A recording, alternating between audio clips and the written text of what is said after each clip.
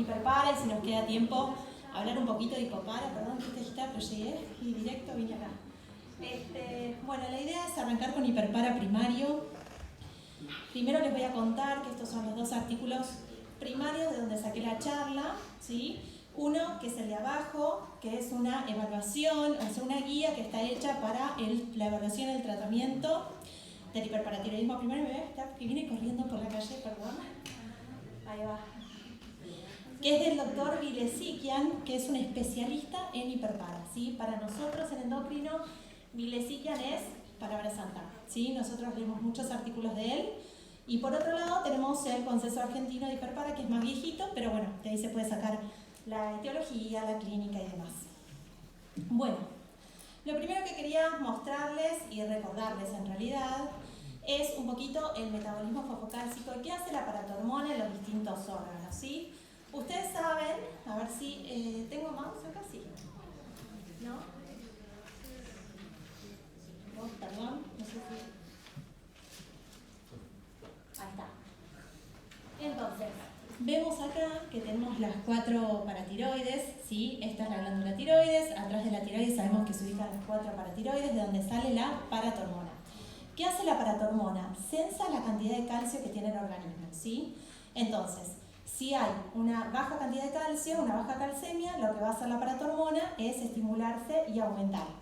Si la calcemia está alta, la paratormona se va a inhibir. Por eso vemos acá que si el calcio está bajo, la paratormona aumenta y a nivel del hueso aumenta el ternoverocio, o sea, el recambio, sacando sobre todo calcio y fósforo, ¿sí? O sea, generando una hipercalcemia y una hiperfosfatemia. En realidad un aumento de calcio y fósforo, ¿no? Lo que va a querer la paratormona es que siempre tengamos en nuestro organismo calcio y fósforo en valores normales. A nivel renal aumenta la reabsorción de calcio y es una hormona fosfatúrica, o sea que va a estimular la excreción de fósforo. Si miramos la vitamina D sabemos que es una vitamina que se sintetiza principalmente a través de la exposición solar, ¿sí? Nosotros tomamos sol, en la piel se empieza a activar la cascada, no los quiero abrumar con información molecular, pero la idea es que la vitamina D se activa primero en lo que es el hígado, ¿sí? Sufre una primera hidroxilación. Y la segunda hidroxilación que la activa, que es la 1,25, ¿sí? Vitamina D, esta es la vitamina D activa, se activa gracias a que la paratormona estimula la hidroxilación, la última hidroxilación a nivel renal. Es por eso que es tan importante, porque nos permite indirectamente la paratormona que aumente la absorción de calcio y fósforo a nivel intestinal, ¿sí? A través de la activación de la vitamina D. ¿Se entendió esto hasta acá? Esto es fundamental para entender todo lo que viene. Entonces seguimos. El hiperparatiroidismo lo podemos dividir en hiperparatiroidismo, perdón que va lento esto. Primario, que es la causa más común de hipercalcemia en el paciente ambulatorio, esto ustedes lo saben. El secundario a diferentes situaciones, falla renal, déficit de vitamina D, hipercalciuria. Y el terciario es cuando hay una progresión del secundario y se mantiene tanto que las paratiroides se vuelven autónomas, ¿sí? O una paratiroide se vuelve autónoma y en general cursa con hipercalcemia. Hoy nos vamos a centrar en el primario. Bueno, en el hiperpara primario tenemos que saber que hay 3 formas. El asintomático, que es el más frecuente, 70-80% de los casos. El sintomático, que es el 20-30% de los casos. Y el normocalcémico. Bueno, ¿cómo definimos un hiperpara primario? Es una enfermedad que se caracteriza por una alteración primaria del tejido paratiroideo que conduce a una sobreproducción autónoma de paratormona, ¿sí? Hay una PTH inadecuadamente elevada para determinado nivel de calcemia. ¿Qué quiero decir con esto? No siempre voy a estar buscando, si la paratormona corta en 65, yo no voy a estar esperando que la paratormona siempre esté por encima de ese valor, sino que a veces lo que vamos a ver es que la paratormona está elevada para un determinado valor de calcemia, ¿sí? Es decir, si yo tengo un calcio en el límite superior, la paratormona tiene que estar más en el rango inferior. Si yo la tengo en el límite superior, a eso también nosotros lo consideramos como hiperparatiroidismo, ¿sí? Bien. Bueno, ya dijimos que es la causa más frecuente de hipercalcemia en el paciente ambulatorio. que es 2 a 3 veces más frecuente en la mujer que en el hombre. En general, todas las patologías endocrinas suelen ser más frecuentes en la mujer, salvo algunas, entre los 40 y los 60 años, ¿sí? Y en las formas hereditarias se presenta a edades mucho más tempranas. Esto después lo vamos a ver.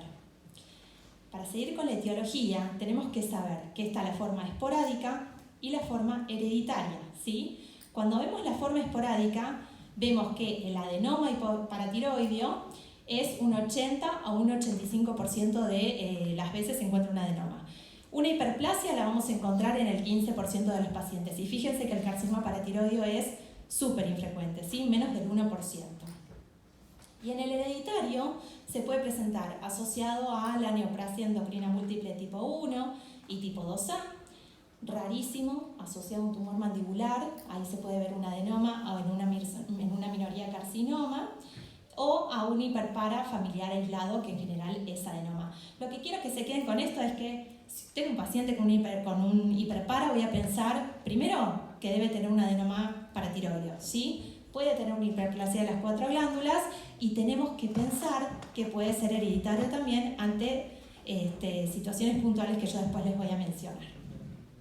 Bueno, el adenoma paratiroideo esporádico, ¿sí? La causa más frecuente de hiperpara. Lo que vemos es que se observa una sola glándula hiperfuncionante. Casi todos los adenomas son únicos, acá lo ven en verde como para ilustrarlo. En muy bajo porcentaje son dobles y es la principal causa de hiperparatiroidismo. ¿Por qué se forma? ¿Qué es esto? ¿Qué es este adenoma? Son proliferaciones monoclonales donde hay mutaciones somáticas y puede localizarse, como les dije, en cualquiera, pero es más frecuente que se ubiquen en las glándulas inferiores. La hiperplasia paratiroidea es distinta, no hay una glándula que está afectada, sino que están las 4 glándulas que están hiperfuncionantes. Y el tamaño de las glándulas es variable, puede ser de un tamaño normal, más chiquito, más grande. Esto varía y esto es importante para después poder hacer un diagnóstico diferencial entre un adenoma y una hiperplasia, que lo vamos a ver que al momento de la cirugía es algo muy importante. Entonces acá tenemos la ilustración de una hiperplasia, ¿sí? Puede observarse un aumento de una sola glándula, siendo las 3 restantes de tamaños normales. Entonces, si nosotros nos guiáramos solamente por la macroscopía, acá diríamos hay un adenoma, las 3 son de tamaño normal, pero no podemos saber macroscópicamente si esa glándula es hiperfuncionante o no. Bueno, esto es lo que les decía, ¿sí? Macroscópicamente podemos no diferenciarlas. Y microscópicamente también es difícil diferenciarlas si sacamos una sola glándula. Si yo digo, el cirujano dice, esta glándula está aumentada de tamaño y la saca, no vale. ¿Por qué no vale? Porque las otras 3 pueden ser normales en tamaño, pero necesitamos hacer una biopsia por congelación en la cirugía de una segunda glándula, porque si nos da alterada, vamos a hacer diagnóstico ni más ni menos que de hiperplasia en vez de adenoma. Y la conducta quirúrgica va a cambiar radicalmente, porque si yo tengo un adenoma, saco el adenoma. Si yo tengo una hiperplasia, tengo que sacar 3 glándulas y media. Entonces, si le operamos mal al paciente, una recirugía de cuello es complicado.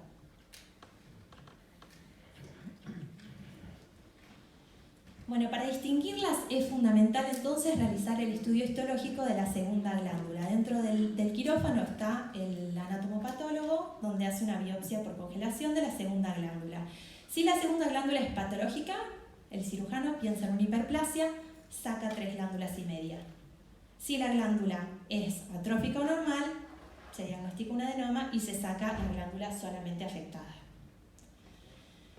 Y en cuanto a la etiología hereditaria, yo no quiero ahora repasar tanto el NEM1 y el NEM2, si bien se les voy a mencionar, sino que quiero que se acuerden cuándo tengo que pensar que un hiperpara puede estar asociado a un síndrome tipo neoplasia endocrina múltiple. Sí. Perdón, sí.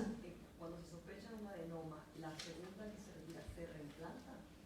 No, esos son casos, porque después te puedo aclarar mejor, existe el implante en antebrazo de lo que es una glándula paratiroidea, se puede congelar y se puede implantar en antebrazo, pero eso es en situaciones especiales, digamos. En la gran mayoría de los casos, si vos tenés un adenoma, el cirujano saca la glándula afectada. Si hay una hiperplasia, se sacan 3 glándulas y media. Se puede hacer conservación del tejido paratiroideo e implantarlo. Andan bien en general, ¿sí? Bueno, entonces, asociadas a neoplasia endocrina múltiple tenemos el NEM1 y el NEM2A, ¿sí? El NEM1 tiene hiperpara en el 90% de los casos y el NEM2A tiene hiperpara en un 20%, ¿sí? Asociado a otras patologías. Pero tenemos que saber que las formas hereditarias, y a esto voy con lo que quiero que les quede hoy, que son las formas hereditarias más agresivas, suelen afectar más de una glándula, se suele dar en pacientes más jóvenes, menores de 30 años. La relación hombre-mujer es 1 a 1 y ante esta presentación, si yo tengo una paciente que viene con un metabolismo fosfocálcico, tengo una paratormona elevada, le diagnostico un hiperpara y tiene 30 años. Y esto me tiene que hacer ruido, 20 años, me tiene que hacer ruido. Tengo que decir, ¿qué más hay acá? Porque lo normal es que se den pacientes mayores de 40 años. ¿Sí? Entonces ahí sí o sí tengo que descartar mediante un estudio genético que no haya una neoplasia endocrina múltiple. ¿Sí? Perdón, me quedó un poquito claro. Para yo diagnosticar una hiperplasia, digo que si el paciente pierde 2 glándulas, ¿así es? ¿Cómo? Repetime, para diagnosticar una hiperplasia. Para que sea diagnóstico de hiperplasia, se toman dos nódulos. Exacto. Y se pierden y quedan 2 funcionantes. No, lo que tenés que hacer es, vos podés tener macroscópicamente una afectada, ¿no? Entonces decís, te podés engañar y decir que eso es un adenoma, pero no. Tenés que hacer siempre una biopsia de una segunda glándula. Una biopsia, porque si esa está afectada, una segunda, ahí ya te habla de hiperplasia. Y si te habla de hiperplasia, sacás 3,5. ¿Sí? Una recepción, sino es biopsia. Es una biopsia. Si te da normal, la dejas ahí tranquilita, la paratiroides. ¿Sí? No, por favor. Bueno, y lo mismo tenemos que hacer un estudio genético si estamos hablando de un carcinoma paratiroideo que la verdad es raro de ver. Hemos visto alguno por ahí perdido, pero no es lo más frecuente. Bueno, ¿qué clínica van a tener estos pacientes? ¿Sí? Muchos son asintomáticos, no tienen ningún síntoma, ¿sí? Pero puede haber afección renal. ¿Y qué afección puede haber? Yo les dije que la hormona paratiroidea, ¿qué hacía a nivel renal con el calcio? Exacto, lo reabsorbía. Pero ¿qué pasa? Muchas veces en el hiperpara hay tanta oferta de calcio porque hay una especie de elevación de la calcemia que se trata de perder por vía renal y se produce una hipercalciuria. Y esa hipercalciuria puede terminar formando una litiasis renal, puede terminar formando una nefrocalcinosis, ¿sí? También puede existir a nivel renal una diabetes insípida nefrogénica y todas estas alteraciones pueden deteriorar la función renal. Por eso siempre es muy importante, como les voy a mostrar en el diagnóstico, hacer una ecografía renal en un paciente que yo diagnostique un hiperpara para saber si tiene litiasis renal y en un paciente con hipercalciuria, por supuesto, también, ¿no? A nivel óseo, lo primero que quiero que les quede de un hiperpara es que afecta el hueso principalmente cortical. Recuerden que hay 2 tipos de hueso, el hueso cortical y el hueso trabecular, que es el que está en el medio, donde en el medio está la médula ósea, ¿sí? Entonces, ¿qué hay en el hiperpara? Uno dice hiperpara, hueso, fractura, ¿sí? Eso es lo primero que uno tiene que pensar. Yo les puedo hablar de la osteitis fibrosa quística, de un montón de cosas, pero la fractura es lo que más nos tiene que hacer ruido.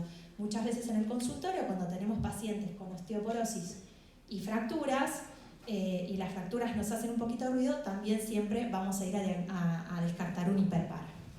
Entonces, a nivel óseo podemos tener una osteitis fibrosa quística, donde hay un aumento de los osteoclastos gigantes multinucleados y se sustituye la médula ósea por tejido fibroso. Resorción subperióstica, donde se ve sobre todo lo que es el tercio distal de las falanges y el tercio externo de la clavícula, por eso siempre pedimos radiografías de esas áreas. Osteoclastomas o tumores pardos, que son, ahora les voy a mostrar unas imágenes, que están compuestos por osteoclastos multinucleados y se ve sobre todo en la mandíbula y en huesos largos. Fracturas patológicas, fracturas, radiografía de cráneo en aspecto de sal y pimienta, dolor, sensibilidad ósea, cifosis y pérdida de talla. A nivel gastrointestinal, neurológico, cardiovascular y muscular, la clínica, si existe, va a ser la de la hipercalcemia, ¿sí? Ustedes saben que la hipercalcemia cursa con anorexia, náuseas, vómitos, constipación, dolor abdominal, úlceras pépticas, pancreatitis. A nivel neurológico da un espectro amplio de clínica, desde apatía, depresión, hasta deterioro del estado de conciencia, cardiovascular, hipertensión, arritmias, calcificaciones, hipertrofia al VI, enfermedad coronaria, y muscular es infrecuente pero puede dar debilidad proximal, trastornos de la marcha y atrofia, ¿sí? Bueno, acá son las imágenes que les quiero mostrar, ¿sí? Tenemos esta radiografía que se ve con un tumor pardo, no sé por qué no me anda el mouse, les quiero señalar acá, es un poco más didáctico esto, pero no me corre la flechita. Bueno, el tumor pardo que se ve ahí, se ve claramente. Esta es una paciente que fue mi primer paciente con hiperpara en la residencia del Hospital Álvarez, una paciente que tenía una neoplasia endocrina múltiple tipo 1, con un hiperpara severísimo, fíjense lo que es el húmero, las fracturas que tiene, y esa era una de las tantas fracturas que tenía. Pobre chica, re joven. Bueno, más afección ósea por hiperpara, otro tumor pardo, radiografía en aspecto de sal y pimienta, cráneo en sal y pimienta, y a nivel de lo que es el tercio distal de las falanges, una resorción superióstica con una imagen en sacabocado, ¿no? Bueno, ¿y el diagnóstico? El diagnóstico para ustedes es por bioquímica, por imágenes. ¿Alguien se anima a contestar un poco? No sé si suelen hacer clases así interactivas o... ¿Sí? Les estoy soplando todo. El diagnóstico es bioquímico, ¿sí? No es por imágenes, es bioquímico, y esto nos tiene que quedar grabado. Yo no pido imágenes para diagnosticar un hiperpara, ¿sí? Las pido, después lo vamos a ver, para localizar en todo caso la glándula afectada antes de la cirugía. Pensé que había un poquito de agua. Entonces, la paratormona está inadecuadamente elevada para un nivel de calcemia, ¿sí? O sea, tenemos una paratormona que está en un límite superior o elevada para una calcemia determinada. Bueno, diagnóstico. ¿Tengo que tener calcio? Sí, tengo que tener calcio, obvio. Corregido según albúmina, ¿sí? Tengo que tener un calcio iónico. Tengo que tener una paratormona e importantísimo, tengo que tener vitamina D. La vitamina D se recomienda en forma rutinaria, la tenemos que pedir siempre. Vienen las tres cosas juntas, calcio, paratormona, vitamina D. ¿Por qué? Porque para diagnosticar un hiperpara primario tengo que tener una vitamina D normal, ¿sí? Yo les dije antes que influenciaba, la paratormona estimulaba la hidroxilación y activaba la vitamina D, ¿sí? Entonces, si baja la vitamina D, va a aumentar la paratormona. Entonces estamos hablando de un hiperpara secundario, es una de las causas más frecuentes que vemos de hiperpara secundario en el consultorio, tener un déficit de vitamina D. Entonces, si yo tengo un paciente que viene con una paratormona elevada, pero tiene un déficit de vitamina D, no puedo diagnosticar hiperpara. Le tengo que indicar vitamina D, corregir la vitamina D y asegurarme de tener una vitamina D normal, o sea, mayor a 30, y ahí sí, si las cosas siguen mal, diagnosticamos un hiperpara, ¿sí? O sea, en ese caso sería un secundario. Si es por déficit de vitamina D, sería un hiperpara secundario a déficit de vitamina D. Doctora, entre la calcemia y el calcio iónico, ¿hay alguna preferencia? Perdón, no te escucho. Entre medir calcemia y el calcio iónico, ¿hay alguna diferencia? Mira, preferimos el calcio iónico si está bien sacado. Acuérdense que tiene que ser sin torniquetes, sin éstasis, ¿sí? Tiene que ser procesada la muestra rápidamente. Es preferible un calcio iónico siempre, ¿sí? Pero si tenemos una calcemia, también vale. De hecho, muchas veces diagnosticamos así los hiperpara también. Bueno, y acá, a nivel práctico, si tenemos una paratormona alta y un calcio alto, hablamos de un hiperpara. Si tenemos un calcio elevado y una paratormona baja, no hablamos de un hiperpara. Acá hablamos de otra causa de hipercalcemia, ¿sí? De una causa de hipercalcemia PTH independiente, ¿sí? El hiperpara sería PTH dependiente, ¿sí? ¿Una pregunta? No. Paratormona dependiente y otras causas de hipercalcemia son paratormona independiente. Entonces, un valor de paratormona en la parte media o alta del rango de referencia en presencia de hipercalcemia debe interpretarse como una ruptura del equilibrio fisiológico y es indicativa de hiperfunción paratiroidea. En los hiperpara con niveles de calcio en el límite superior, o sea, estamos hablando de hiperpara normocalcémicos porque no están elevados, sino que están en el límite superior, debemos confirmar siempre los resultados antes de tomar una decisión terapéutica, ¿sí? Sea médica o sea quirúrgica, siempre tenemos que confirmar. Y esto me pareció súper didáctico, ¿sí? Lástima que no me anda la flechita, pero bueno, ¿ustedes me escuchan si hablo así? ¿Sí? ¿Todos?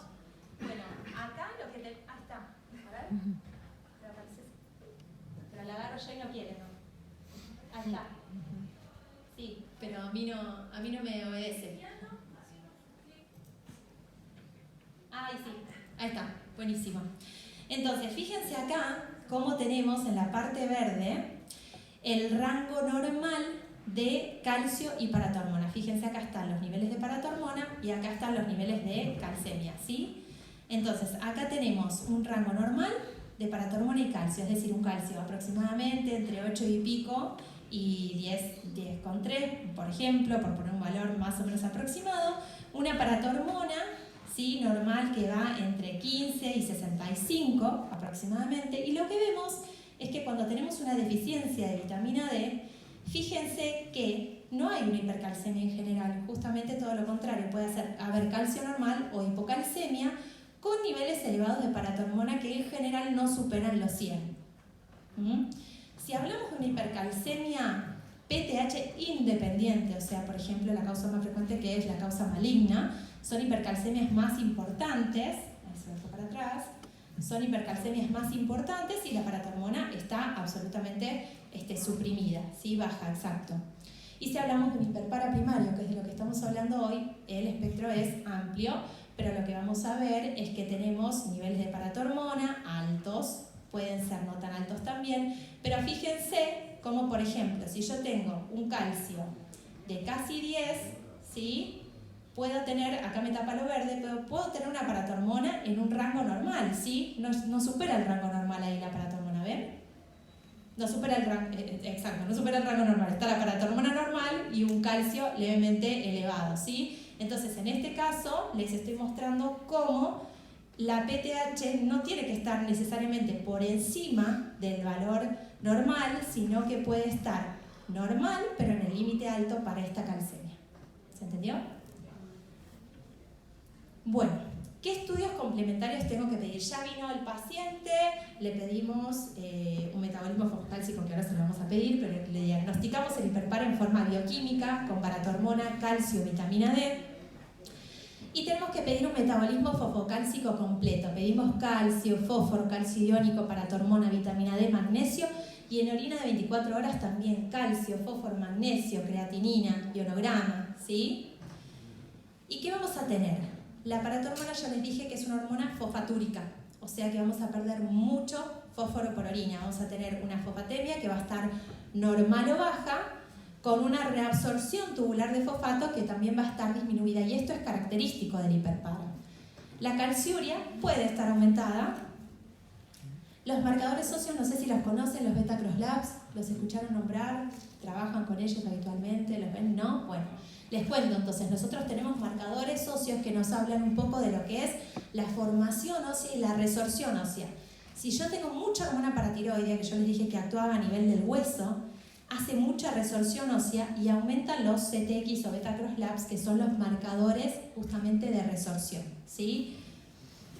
Y la FAL es un marcador de formación. Detrás de tanta resorción viene mucha formación, por eso también puede estar elevada la FAL.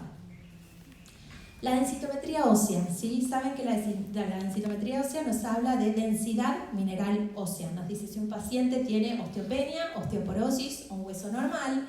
Y en el hiperpara, la paratormona hace su acción principalmente en lo que es el hueso cortical. ¿Dónde hay hueso cortical principalmente? Lo medimos en cadera, ¿sí? En cadera o en el radio, lo vemos pedir radio, se llama radio 1/3 o 33% porque evalúa esta parte, donde hay más hueso cortical. El radio ultradistal, que es la parte distal, ultradistal, tiene más hueso trabecular, ¿sí? Y entonces tengo que pedir densitometría de las 3 regiones, de radio 33, de cadera y de columna. Tengo que pedir radiografía simple siempre de columna y cadera para evaluar que no haya un aplastamiento vertebral, que sería un sinónimo de fractura, ¿sí? Por hiperpara, una ecografía renal, como les dije, para ver que no haya litiasis renal, nefrocalcinosis. ¿Estamos? Entonces, con todos estos estudios complementarios yo puedo hacer una evaluación del paciente y en base a esos estudios que tengo decidir la conducta terapéutica. ¿Sí? Si voy a operarlo, no voy a operarlo, le voy a dar tratamiento médico, ¿qué voy a hacer? Localización. Entonces yo les dije, el diagnóstico del hiperpara es bioquímico. No es por imágenes, pero puedo pedir imágenes. Una vez que tengo un hiperpara y yo decidí que voy a operar ese hiperpara, en ese momento pido imágenes de localización, que estamos hablando del centellograma con Cestamib y Tecnesio 99 y la ecografía de cuello en realidad, las dos. Como les pongo abajo, no hacen diagnóstico, el diagnóstico es bioquímico, se piden solamente para localización antes de la cirugía. Bueno, el centellograma tiene una sensibilidad del 70 al 90%, la ecografía de cuello una sensibilidad del 82%. Entre los dos, uno suele pedir los dos estudios. Cuando pedimos los estudios combinados, detectan más del 90% de los adenomas, ¿sí? Las imágenes negativas no descartan, ¿sí? Porque puede haber, imágenes negativas que no descartan el diagnóstico porque existen tanto falsos positivos como falsos negativos. Y la negatividad de los estudios. Si yo tengo un paciente que le diagnostiqué hiperpara, tiene un diagnóstico bioquímico, divino, vamos a decir, ¿lo operamos o no lo operamos? Bueno, lo operamos, está bien. Bueno, le voy a pedir las imágenes para localizar dónde está la glándula afectada. Perfecto, hacemos imágenes, no vemos nada. ¿Lo operamos? ¿No lo operamos? Bueno, en la práctica es complicado, pero en la teoría, supuestamente, si tiene criterio quirúrgico, el cirujano tiene que abrir el cuello y tiene que explorar el cuello, ¿sí? Es decir, explorar las 4 paratiroides, a ver si ve alguna que está afectada y siempre hacer la biopsia de la segunda glándula para descartar que no sea una hiperplasia. Es decir, una imagen negativa no descarta la cirugía. En la práctica a veces es difícil que nos quieran operar hiperpara sin imágenes, pero eso es otro tema, ¿sí? Eso no está bueno, pero nos pasa mucho. Bueno, centellograma. Acá vemos un centellograma con tiempo temprano y el tiempo tardío. En el tiempo tardío se lava la imagen tiroidea y solamente persiste la imagen paratiroidea. Bueno, acá vemos una ecografía de un adenoma paratiroideo y también les cuento que muchas veces cuando tenemos las dos imágenes negativas tenemos que pedir o podemos pedir un PET-TC con colina, que es una imagen que tiene mayor sensibilidad y que muchas veces nos da un resultado positivo cuando la ecografía y el centello fueron negativos, ¿sí? Bueno, llegamos un poco al tratamiento. ¿Qué vamos a hacer con estos pacientes, no? Hay dos cosas que podemos hacer: expectarlo, hacer un tratamiento quirúrgico o un tratamiento farmacológico. Bueno, acá sé que es mucho, pero les remarqué lo que quiero que vean. Son los criterios, las indicaciones de cirugía. Primero se las voy a mostrar en esta diapo que están más claras y después les voy a hacer un comentario. Entonces, ¿cuándo indicamos cirugía en un paciente hiperpara? ¿Sí? Cuando tenemos una calcemia que supera 1 miligramo decilitro del límite superior normal, cuando tenemos una tasa de filtrado glomerular menor de 60, cuando tenemos un deterioro de la función renal del 30%, litiasis renal, nefrocalcinosis, una calciuria de 250 en la mujer y 300 en el hombre, una edad menor a 50 años. ¿Por qué la edad menor a 50 años, por más que sea sintomático, lo operamos? Porque tiene mucho camino por recorrer y se supone que la paratormona va a seguir haciendo su daño, ¿sí? A nivel óseo y también renal. Incapacidad de continuar el seguimiento y en la densitometría, un T-score menor a menos 2,5. ¿Saben lo del T-score de la densitometría? ¿Saben cómo es? ¿No? Bueno, la densitometría nosotros la dividimos en valores, ¿sí? La densitometría normal, la densitometría con osteopenia y con osteoporosis. Cuando hablamos de un T-score de menor a menos 2,5 más bajo, estamos hablando de osteoporosis ya. Y también una fractura por fragilidad, que por más que yo tenga una densitometría normal, si tuve una fractura por fragilidad, para nosotros también es osteoporosis. Entonces, fíjense acá, en esta guía que yo les traje, que les mostré al principio, en la cual basé la clase, el 2022 del año pasado, la guía, están todas las indicaciones que yo les dije: el calcio encima de 1, el T-score en rango de osteoporosis, fracturas vertebrales, filtrado menor a 60. Y les traje esto porque en un momento el calcio la calciuria era indicación, después no la fue, primero tenía que ser mayor a 400, después dijeron que no, que la hipercalciuria per se no. Bueno, ahora actualmente lo que nos dicen las guías es que si tenemos un calcio en orina mayor a 250 en la mujer o mayor a 300 en el hombre, es criterio de cirugía.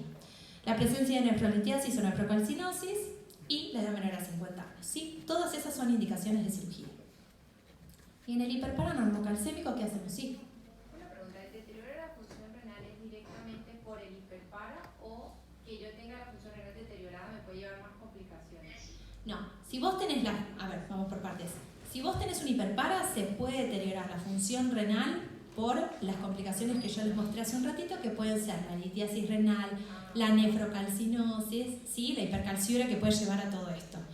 Lo que vos planteás es otra cosa, o el deterioro renal, me preguntás, puede afectar la paratormona. Eso sería un hiperpara secundario. Claro, si vos tenés una falla renal, la paratormona va a subir, ¿sí? Pero eso ya es un hiperpara secundario, ¿sí? Si fue primero la paratormona, entonces el daño es por la paratormona, por la hipercalciuria, la litiasis, la nefrocalcinosis. Si fue primero la falla renal, entonces el hiperpara secundario es otra cosa. ¿Sí? ¿Quedó claro seguro? Genial. Bueno, y en el hiperpara normocalcémico, ¿qué hacemos? Tenemos un hiperpara, pero tenemos un calcio normal. ¿Qué hacemos con estos pacientes? Bueno, también acá vinimos, hubo épocas de tratamientos más proquirúrgicos, menos proquirúrgicos. Si tenía daño de órgano blanco como litiasis y osteoporosis y fractura, todo lo que yo les dije, operaban. Bueno, lo que dicen estas últimas guías es que debido a los datos limitados no podemos hacer recomendaciones en esta guía para la cirugía en el manejo del hiperpara normo. La realidad es que en la práctica nos guiamos un poco por la experiencia que tenemos y por los criterios clínicos que tenemos enfrente, ¿no? Del paciente. ¿Sí? Si yo tengo un paciente que está todo el tiempo con fracturas por fragilidad, y lo voy a pensar 2 veces, ¿no? Claro está. Bueno, y tenemos 2 maneras de abordar el cuello, que esto en realidad por ahí les excede un poquito a ustedes, yo les cuento muy chiquitito como para que tengan una idea. La técnica convencional, donde se explora el cuello en forma bilateral, se ven las 4 paratiroides, si hay un adenoma se saca el adenoma y si hay una hiperplasia se saca las 3 glándulas y media como les conté, siempre haciendo la biopsia de congelación de la segunda glándula, ¿sí? Y la técnica mínimamente invasiva, que es cuando se sospecha un adenoma único. ¿Por qué? Porque es una técnica, justamente como el nombre lo dice, mínimamente invasiva. Vamos a hacer una cirugía más pequeña, pero para eso sí o sí tenemos que tener localizada por imagen el adenoma paratiroide, tiene que ser un adenoma único, ¿sí? Tenemos que tener siempre, para estos casos, cirujanos expertos. No es que derivamos nosotros a cualquier cirujano de cabeza y cuello. Derivamos a cirujanos de cabeza y cuello que trabajan frecuentemente con paratiroides, ¿sí? Y se hace monitoreo intraoperatorio de PTH. Esto es interesante porque van viendo en diferentes tiempos, van viendo la paratormona y si bajan, cuando baja más de un 50% la paratormona, dan por terminada la cirugía y creen que el adenoma fue resecado con éxito y cierran, ¿sí? Bueno. Postquirúrgico. ¿Qué pasa con el calcio después de la cirugía? En general se restaura rápidamente, ¿sí? Pero pueden haber hipocalcemias, ¿sí? Porque después, ustedes fíjense que el hueso estuvo por la paratormona súper estimulado, estuvo en constante resorción. ¿Qué va a tender a hacer el hueso una vez que le sacan la paratormona? Va a decir, dame todo el calcio que tenés, que lo necesito, ¿sí? Y entonces va a ser una causa de hipocalcemia postquirúrgica, ¿está? A esto se le llama hueso hambriento o hungry bone, por la captación acelerada del calcio, del fósforo, del magnesio, por el esqueleto, luego de la cesación abrupta de la reabsorción excesiva, estimulada por los niveles previamente elevados de paratormona. Y la severidad va a depender del grado de desmineralización de ese hueso, que en general lo vemos con la fosfatasa alcalina y otros marcadores. Y esto cursa con fosfatemia baja, porque el hueso trata de agarrar calcio, fósforo, magnesio, todo, ¿sí? Diferente al hipopara transitorio, porque ustedes piensen que cuando el cirujano manosea el cuello, ¿sí? Y va trabajando en el cuello, pueden quedar las otras paratiroides, como nosotros decimos vulgarmente, medio atontadas, medio tontas, ¿no? Como que les cuesta arrancar. A esto nosotros lo llamamos hipopara transitorio, ¿sí? Y esto tiende a tender a cursar con hiperfosfatemia. Bueno, la depresión de magnesio es otra causa de hipocalcemia postquirúrgica y el hipopara definitivo es más frecuente cuando se opera una segunda vez un cuello, que ya es más complicado, porque hay fibrosis, es difícil volver a abrir un cuello, y se considera hipopara definitivo al que persiste luego de las 6 a 12 meses después de la cirugía. Cuando ustedes saben, manejan bifosfonatos, ¿escucharon? Sí, buenísimo. Entonces, el tratamiento previo con bifosfonatos puede atenuar un poquito la hipocalcemia del síndrome del hueso hambriento. Bien. Y el tratamiento farmacológico. Hablamos, ya sabemos, o más o menos sabemos que está acá en la clase, cuando tenemos que operar un paciente con hiperpara. Pero ¿y el paciente que no se opera, qué le podemos ofrecer? Tratamiento farmacológico. ¿Para cuándo lo vamos a reservar? Para pacientes que son inoperables, cuando hubo falla la cirugía o cuando hay hipercalcemia no controlable. ¿Y qué podemos usar? ¿Sí? Lo que vamos a hacer son medidas generales, movilización, hidratación. Tenemos que evitar las tiacidas y el litio porque aumentan la calcemia. Dar aporte de vitamina D y calcio en dosis fisiológicas con la dieta. ¿Sí? Pueden seguir consumiendo y deben seguir consumiendo calcio diariamente y tenemos que dar un aporte de vitamina D también, ¿sí? Si es necesario, si la vitamina D así lo requiere. Fármacos, bifosfonatos, saben que hay bioral y endovenosa, el más probado es el alendronato, también se usa mucho el pamidronato que es endovenoso, y los calcimiméticos, o sea que imitan al calcio, engañan a la paratiroides, que es el sinacalcet, que ahora les voy a explicar. Entonces los bifosfonatos pueden ser orales o endovenosos, el alendronato es el más evaluado, la dosis de alendronato se las dejo acá, no es para que se la acuerden, y el pamidronato se puede dar, en general lo damos cada 3 meses, también se puede dar cada 1 mes si hay una hipercalcemia. Bueno, el sinacalcet, el mecanismo de acción aumenta la sensibilidad del receptor sensor del calcio extracelular disminuyendo la paratormona. No nos vamos a quedar con este trabalenguas, vamos a tratar de verlo en una imagen. Lo que yo les pongo acá es que está el receptor sensor de calcio, la paratiroides tiene receptores afuera, ¿sí? Que van a sensar. Hay poco calcio, aumento paratormona. Hay mucho calcio, bajo paratormona. Lo que hace este calcimimético es unirse al receptor sensor de calcio y hacer como que hay mucho calcio afuera. Basta, no, basta, por favor.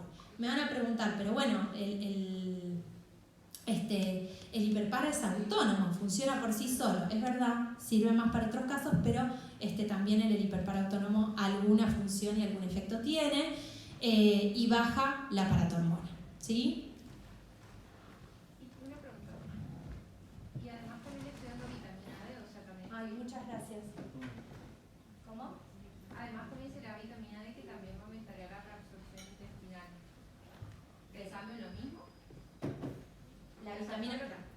Todo lo que le doy es por aumentar el calcio y se supone que está hipercalcemia. Claro. Lo que pasa es que la vitamina D en realidad la reponés si necesitas. Primero vale aclarar que el hiperpara se hace, el diagnóstico se hace con vitamina D normal, pero a veces pasa que en el seguimiento de un hiperpara, que vos no operaste, la vitamina D puede bajar. Y tenés que reponer. ¿Sí? En general en hiperpara con vitaminas D mayores a 20 estamos tranquilos, pero la reposición de vitamina D, justamente por lo que vos pensás que está muy bien, hay que hacerla con cuidado. Pero le damos vitamina D, sí. Sí. No, en general no vemos mayores aumentos de la calcemia en la forma cuidadosa que uno la administra, ¿sí? Pero está bien lo que vos pensás. Bueno, ¿cuándo se indica el sinacalcet? Para un hiperpara primario que requiera paratiroidectomía, pero en la cual la misma no es clínicamente apropiada o está contraindicada, o un hiperpara recidivante luego de la cirugía, ¿sí? ¿Y cómo vamos a seguir al paciente que no se opera? Bueno, lo tenemos que seguir de cerca. Esto de anual o a criterio, en realidad lo que tenemos que saber es que tenemos que seguir al paciente con calcio, con paratormona, con ecografía renal, con densitometría. Tenemos que ir evaluando cada impacto que puede hacer la paratormona a nivel del hueso, a nivel del riñón, ¿sí? Entonces siempre pedir metabolismo fosfocálcico, ecografía renal para ver que no se haya formado algún calculito, densitometría para ver que no haya osteoporosis. Y en general pedimos calcio, fósforo, clínicas de creatinina y vitamina D anual y la calciuria, las radiografías de columna y cadera a criterio del clínico, la densitometría ósea en general la hacemos anual o bianual en casos más leves, y ecografía renal también a criterio del clínico, depende del paciente. ¿Sí? Así que bueno, nos quedamos con los conceptos de que el hiperpara, la principal causa es el adenoma paratiroideo, ¿sí? Una única glándula afectada, que en pacientes jóvenes tenemos que acordarnos que puede estar asociada a una neoplasia endocrina múltiple, entonces tengo que pedir el estudio genético, que el diagnóstico es bioquímico y tengo que tener una vitamina D normal, que vamos a pedir muchos estudios para ver si la paratormona está impactando o no en la densitometría, en la ecografía renal, en el metabolismo fosfocálcico, para evaluar si yo voy a operar o no a ese paciente. Que las imágenes paratiroideas son para localizar las glándulas previo a una cirugía y no para hacer diagnóstico, ¿sí? Y que el tratamiento que le podemos ofrecer al paciente puede ser quirúrgico o puede ser médico, depende del caso como es.